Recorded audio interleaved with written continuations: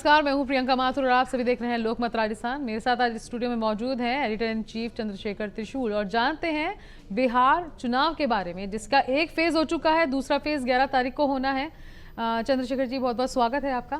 चंद्रशेखर जी, ये है कि उसका फर्स्ट फेज हुआ जिससे 65% वोट डले हैं, लगभग 64 दशमलव कुछ है, लेकिन अपन मान लेते हैं कि 65% वोट डले हैं। इतनी चुनाव आयोग इतनी कमर कसता है, हर बार स्लोगन्स आते हैं। इस बार तो जैन जी को भी वोट देने के लिए कहा गया, आग्रह किया है चुनाव आयोग ने कि वोट दें। फिर भी अगर देखा जाए तो ये बहुत कम प्रतिशत है चुनाव का। ये क्या कारण हो सकता है इसका? देखिए, आप बिहार को देखेंगे तो बिहार वो राज्य है जिसमें पहली बार निर्दलीय मुख्यमंत्री बन गया था जी। और बिहार को आप देखेंगे तो जिसने लोकतंत्र की जननी कहा जाता है, जिसे लोकतंत्र की जन्मभूमि है बिहार, पूरी दुनिया में लोकतंत्र की जन्मभूमि है। अब उसके बाद का बिहार, कर्पूरी ठाकुर के बाद का बिहार, कांग्रेस 67 में उखड़ सी गई जी। उसके बाद क्षेत्रीय दल काबिज हुए, 90 में फिर कांग्रेस आई, जगन्नाथ मिश्र मुख्यमंत्री बने। उसके बाद 90 के दशक में लालू राज आया।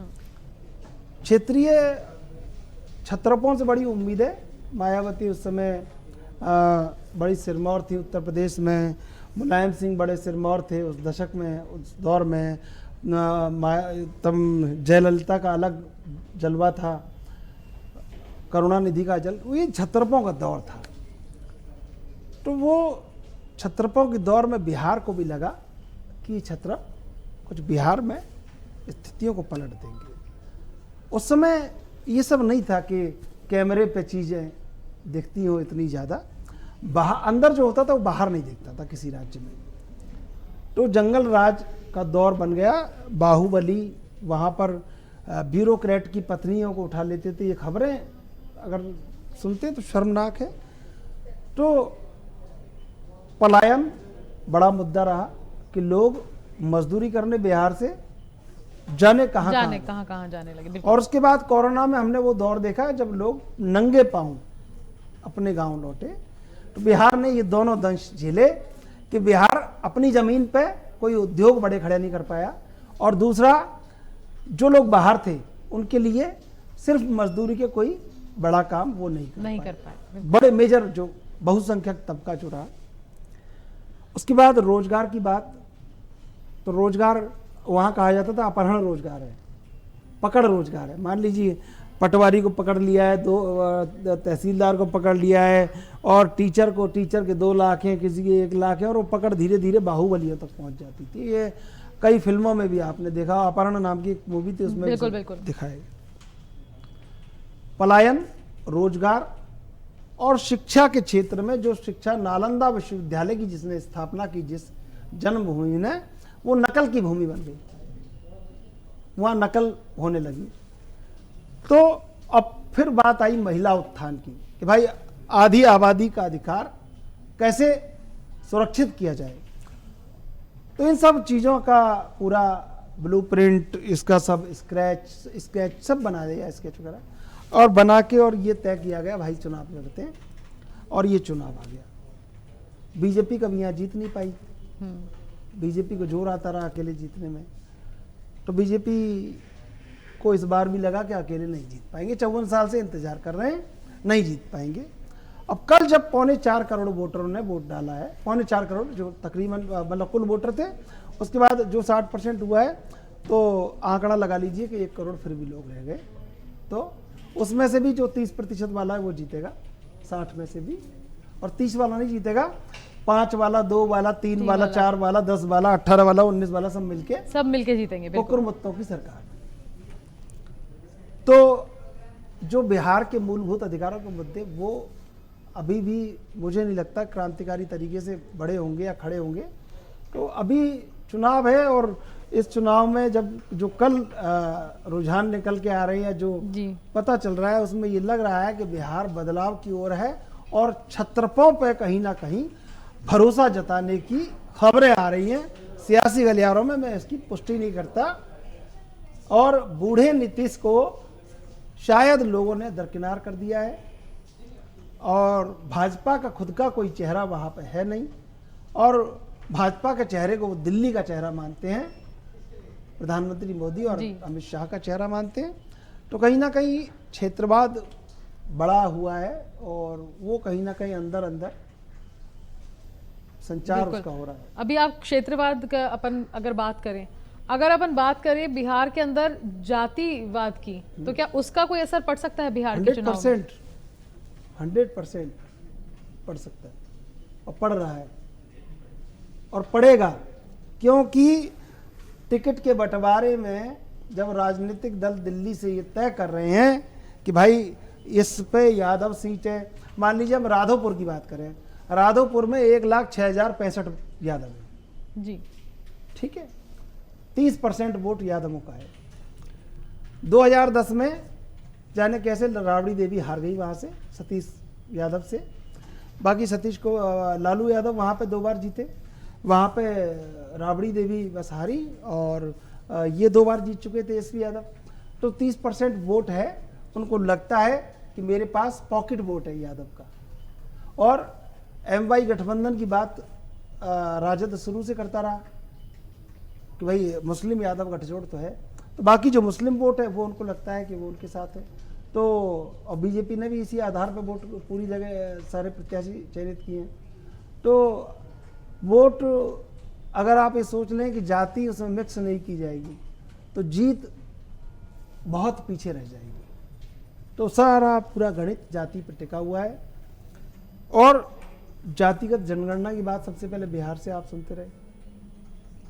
तो अब अगर आप समझ लीजिए कि राजनीतिक दल सत्ता में बैठे, दल सत्ता के बाहर के दल, विपक्ष ये कह रहा है कि जातिगत जनगणना करा लो देश की, तो इसका मतलब है कि जाति से ही चुनाव जीते जाएंगे, चुनाव जीते जा सकते और हैं। 76 साल की हमारी ये तरक्की है कि हम 76 साल और पीछे चले गए हैं, जब हमें ये जाना जा रहा है कि हम कहार हैं। और जब अदम गौड़वी लिखते हैं कि तुम्हारी फाइलों में गांव का मौसम गुलाबी है, तुम्हारे आंकड़े झूठे हैं, तुम्हारा दावा किताबी है, तो मुझे लगता है कि अदम गौड़वी ठीक लिखते हैं। और बहुत सारे लोग अलग अलग तरीके से लिखते हैं, इस राजनीति को व्यक्त करते हैं। तो राजनीति ये देखती है कि कमजोरी क्या है, मजबूती नहीं देखती राजनीति। तो कल वोट हुआ 121 सीटों पे, 4.25 करोड़ लोगों को वोट करना था, वो नहीं कर पाए, 60 ही कर पाए, 60% ही कर पाए। आगे 122 सीटों पे, उस पर देखते हैं कितना होता है। उसके बाद वीआईपी की सीट कितनी है और फलानी पार्टी कितनी है, जीतन मांझी की कितनी है, उसकी कितनी, इसकी कितनी, फिर जोड़ जोड़ के सिक्के और गुल्लक तोड़ के बनाएंगे सरकार। बिल्कुल। अब एक सवाल करते हैं राहुल गांधी के ऊपर कि जब भी कोई चुनाव आ रहा होता है, राहुल गांधी का एक शगुफा हो चुका है कि वो चुनाव आयोग पे सवाल खड़े करते हैं कि चेक नहीं की गई वोटर लिस्ट में इतने फर्जी नाम हैं और एक ही जना इतनी बार वोट दे रहा है। तो क्या इससे लोगों पे फर्क पड़ता है? वोट बैंक की राजनीति कहें या कुछ भी कहें, या बार बार किस तरह के एलिगेशन लगाने से क्या उनको लगता है कि सिर्फ कांग्रेस को वोट डालेंगे क्योंकि वो एक अलग तरह का सच बाहर लेकर के आ रहे हैं?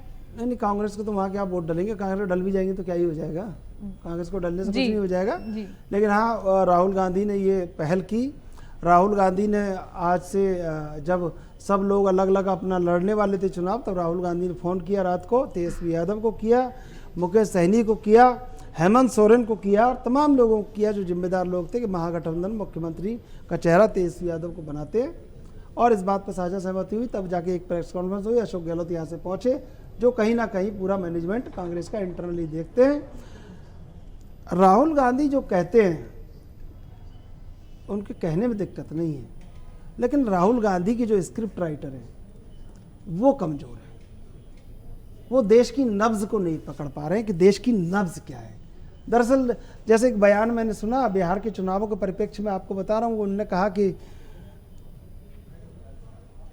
नरेंद्र मोदी, प्रधानमंत्री नरेंद्र मोदी डांस भी कर सकते, नाच भी सकते हैं।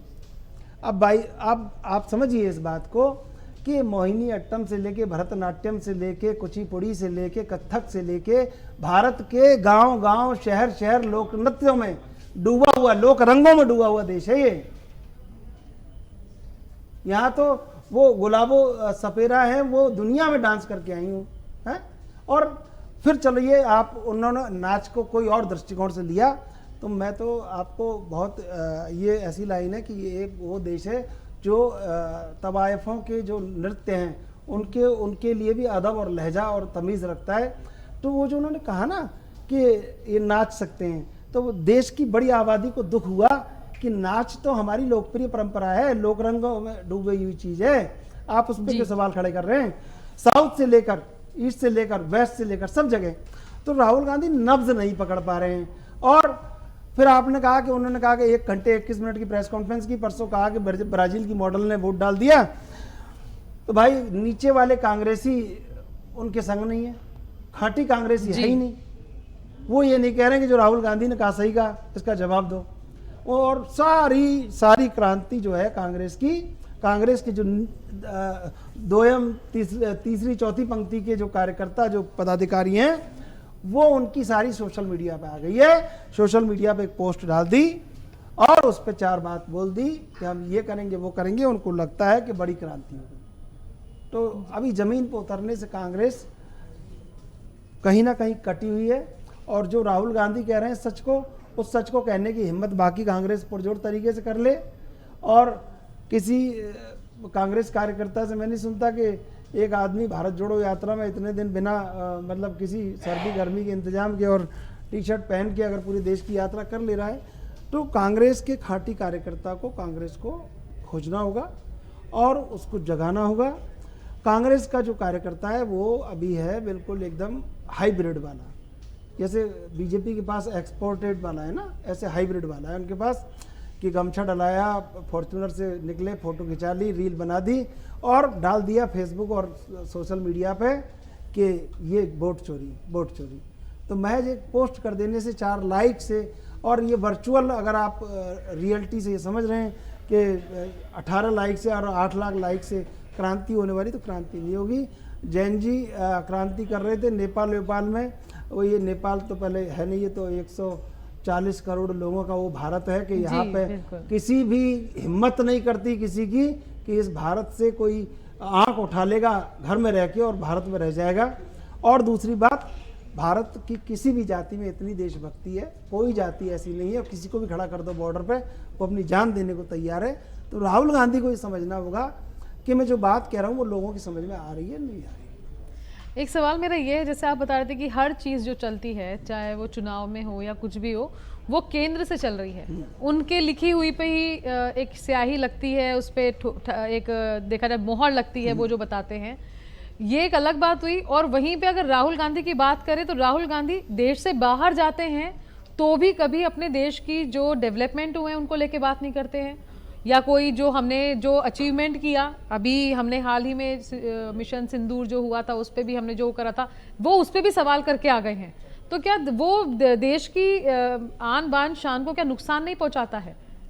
और फिर वो एक बार वोट चोरी का, या वो बार बार अपने जो कि एक ही कैंडिडेट इतनी बार खड़ा हो गया, कैंडिडेट इतनी बार खड़ा हो गया, हर बार उनका सवाल अपनी संविधान के ऊपर ही होता है, देश के ऊपर ही होता है। लेकिन कभी क्या वो बता पाते हैं कि कांग्रेस क्या करने वाली है? वो ये कभी नहीं बता पाते हैं। देखिए, मैं ऐसे ही सोच रहा था जैसे आप सोच रही हैं, ऐसे मैं सोच रहा था। तो मेरे घूमते घूमते मुझे भी सोचा कि भारत का क्या उत्तर हो सकता है अगर दुनिया में भारत अगर उत्तर दे तो क्या हो सकता है। तो मैंने खुद मेरे दिमाग में बनता चला गया कि कंधे से कंधा अड़ता है रूस हमारा साथी है, कंधे से कंधा अड़ता है पुतिन हमारे साथी हैं। इससे ज़्यादा क्या ताकत है कि बीजिंग लिखता पाती है। राष्ट्रपति द्रौपदी मुर्मू को चिट्ठी लिखी बीजिंग से शी जिनपिंग ने कि संबंधों को बहाल किया जाए, नुकसान हो रहा है और हम चाहते हैं कि दोस्ती का एक जो रिश्ता है वो फिर से पनपे। कि कंधे से कंधा अड़ता है पुतिन हमारे साथी हैं, इससे ज़्यादा क्या ताकत है बीजिंग लिखता पाती है। और टैरिफ वाली ट्रंप बोलियां कोरी गीदड़ धमकी है, चिड़ियों वाले दिन बीते भारत सोने का हाथी। तो ये भारत सोने का हाथी बन चुका है। राहुल गांधी इस देश के रह के इस देश के अंदर सोचेंगे, बहुत तरक्की करेंगे। मुझे नहीं पता कौन किससे कैसे प्रधानमंत्री बन रहा है, लेकिन हाँ, देश के बाहर देश के बारे में खिलाफ बात नहीं कर सकते जी। देश के बाहर देश के बारे में भारत का गुणगान करने वाला व्यक्ति ही लोगों का सिरमौर रहेगा। और भारत का गौरवगान कोई मान लीजिए उसमें कोई कुंठा से भर के ये सोच ले कि मैं इस गौरवगान को मिटा दूंगा, तो मिटाया जाने वाला गौरवगान नहीं है ये, क्योंकि भारत चिड़ियों वाला नहीं है, सोने की चिड़िया वाला देश नहीं है। भारत अब सोने के हाथी वाला देश है, भारत को नकार नहीं सकते। और दुनिया पहले अपना गिरेबान देख ले, कहीं के राष्ट्रपति को गोली मार दी जा रही है, जी। कहीं का राष्ट्रपति किसमें इन्वॉल्व है, कहीं का राष्ट्रपति अपने देश को लूट ले रहा है, कहीं का प्रधानमंत्री कुछ कर ले रहा है। तो भारत की राजनीतिक परंपरा बहुत समृद्ध है, शक्तिशाली है, संपन्न है, उसके ऊपर कोई कुठाराघात नहीं किया जा सकता। देश के विपक्ष को ये सोचना चाहिए कि भाई बीजेपी के ऊपर आरोप लगाने के चक्कर में कहीं देशद्रोह तो नहीं हो जा रहा है। जी, ये बड़ा सवाल है। जी चंद्रशेखर जी, हमारे साथ बने रहने के लिए आपका बहुत बहुत धन्यवाद। अभी हम आपसे इजाज़त लेते हैं और वापस चर्चा करेंगे चुनाव, बिहार के चुनाव हो चाहे जनता उपचुनाव हो, उनको लेकर के। अभी के लिए फिलहाल धन्यवाद।